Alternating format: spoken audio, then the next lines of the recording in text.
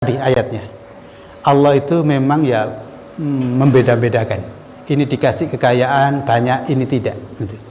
Maka saya nggak setuju kalau ada orang mengatakan orang Islam itu harus kaya semua. Tidak, kekayaan itu memang anugerah dari Allah.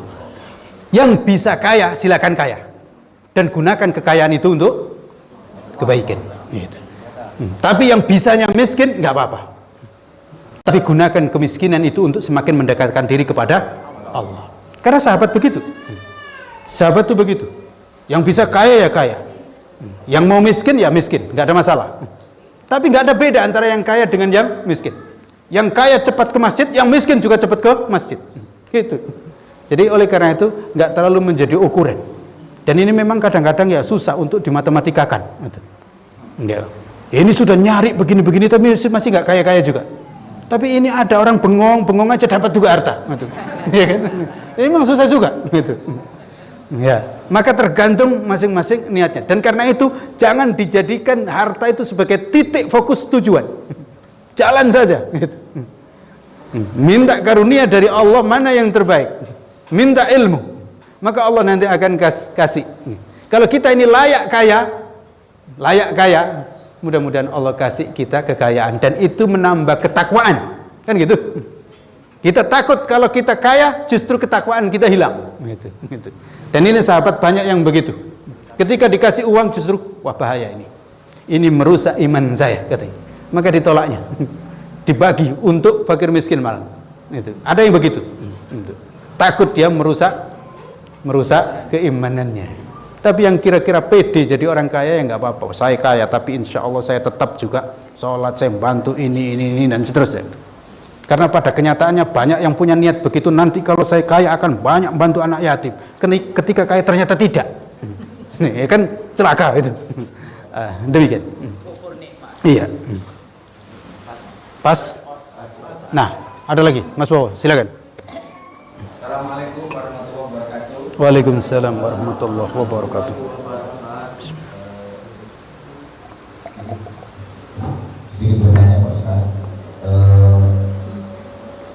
adakah ayat atau hadis yang menerangkan bahwasanya sebaik-baik sedekah adalah hari Jumat? Itu satu. Tapi kemungkinan karena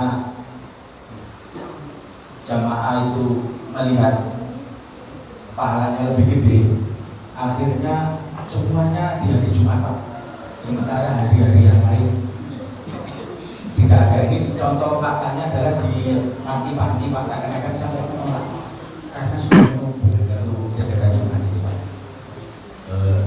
sementara hari yang lain sholat. Terima kasih Pak Ustaz. Waalaikumsalam warahmatullahi wabarakatuh. Perlu diketahui, sedekah yang paling baik, rumus pertama, sedekah yang paling baik itu adalah sedekah yang paling memberikan manfaat. Ini rumus pertama, jangan keliru. Jadi rumus pertama, sedekah yang paling baik itu adalah sedekah yang paling memberikan manfaat. Gitu. Ini rumus. Banyak orang yang nggak paham. Kalau ternyata sedekah di hari Jumat itu kok paling banyak memberikan manfaat, iya, jadi tambah. Memang hari Jumat itu ada keutamaan, gitu. Tapi jangan dijadikan satu-satu pertimbangan. Kalau di hari Jumat tapi manfaatnya nggak ada, ya keliru. Mending di subuh, yang itu lebih banyak bermanfaat, gitu. Maka jangan dijadikan satu-satunya pertimbangan, gitu. Memang di hari Jumat iya karena itu hari istimewa. Tapi itu bukan pertimbangan satu-satunya. Yang lebih utama lagi itu bukan di hari Jumat, tapi yang paling bermanfaat. Gitu. Banyak makan, hari-hari lain sepi. Ya itu jadi nanti mubadir. Maka kalau kita nengok ngasih, oh ini sudah ngasih hari Jumat, saya kalau ngasih hari Jumat juga mubadir, maka saya kasih nasi ini, dia malah dibuang. Gimana kira-kira? Ya dikit jadinya, gitu. Jadi dikit pahalanya. Ya dapat pahala, tapi dikit, dibuang. Berbeda dengan dia ngasih, Masya Allah, dia sangat bermanfaat. Dia betul-betul merasakan manfaatnya makan itu. Dan karena makan itu, maka kemudian dia rajin ngaji. Rajin ini, wah mengalir itu. Gitu. Dan oleh karena itu perlu kita ketahui, di antara lagi Sedekah yang paling bermanfaat, iya, makan itu bermanfaat juga, tapi itu bukan yang paling utama. Ada yang lebih utama. Sedekah yang menjadikan itu jariyah. Ya. Jadi jangan hanya sekedar mencari atau mengejar orang yang kelaparan. Ya, ini kan kelaparan perut. Ada orang yang kelaparan hati, ada orang yang kelaparan akal. Maka kalau mau saya tunjukkan sedekah yang paling bermanfaat, ya nyekolahkan anak. Itu nyekolahkan anak, baik anak sendiri maupun anak orang. Itu, ya kan? Iya, itu paling hebat. Itu masuk dalam sedekah jariyah. Jadi perlu jadikan patokan. Yang paling bermanfaat itu 3 yang disebutkan oleh Nabi itu. Idza mata ibnu Adam inqata amalahu illa min 3. Sedekatun jariyah, sedekah jariyah, sedekah yang itu tidak habis langsung dimakan, gitu. Tapi dia terus bisa dimanfaatkan, itu kan? Au ilmin yuntafa'u bihi, ilmu yang bermanfaat.